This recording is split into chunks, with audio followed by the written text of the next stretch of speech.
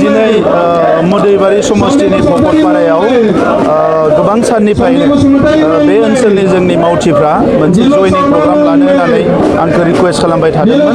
दा बेनिखायनो दिनै आंहा भेरगावआव प्रग्राम दङमोन, ओंखायनो आङो बेवहाय फैदों आरो जोंनि मोदैबारिनि UPPLनि गासैबो दैदेनगिरि मावथिफ्रा जोबोद गोख्रोङैनो खामानि मावगासिनो दङ आरो दिनै बिथांमोना गोबां मानसि बेवहाय जइन खालामहोदों आरो रायजो राजाफ्राबो बयबो UPPL दोलोआव लोब लोब क'क्राझारावनो जा, चिराङावनो जा, बाक्सायावनो जा, उदालगुरियावनो जा जइन जागासिनो दङ। आं बिथांमोनखौ बयखौबो बरायदों। फैबाय थानाय समाव मोनसे गोजोननि बिटिआर गायसननो, जौगासार बिटिआर गायसननो आरो सुबुं दारा खान्थिजों गोख्रोङै सोलिनाय मोनसे बिटिआर गायसननो आरो जोंनि माहारिनि जेंनाफोरखौ सुस्रांनो जों गोख्रोङै खामानि मावलांबाय थागोन।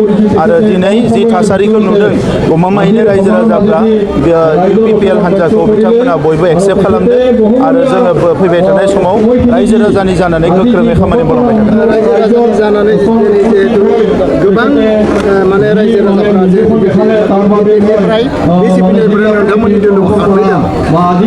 सरकार दानो हानाया बियो रोखा जागोन, मानोना रायजो राजाफ्रानो लुबैदों जे UPPLआ सरकाराव थाफिननांगौ। UPPLआनो बयजोंबो गोरोबनो हानाय, बयखौबो अननो हानाय, बयखौबो मानिनो हानाय, बयनिबो दुखु जेंनाफोरखौ बुजिनो हानाय मोनसे दोलो। दा नंखायनो UPPL दोलोखौ बयबो अनसायदों आरो गासैबो दोलोनि मानसिफ्रा फैनानै, रायजो राजाफ्रा फैनानै UPPL दोलोआव लोब लोब जइन जाफैदों।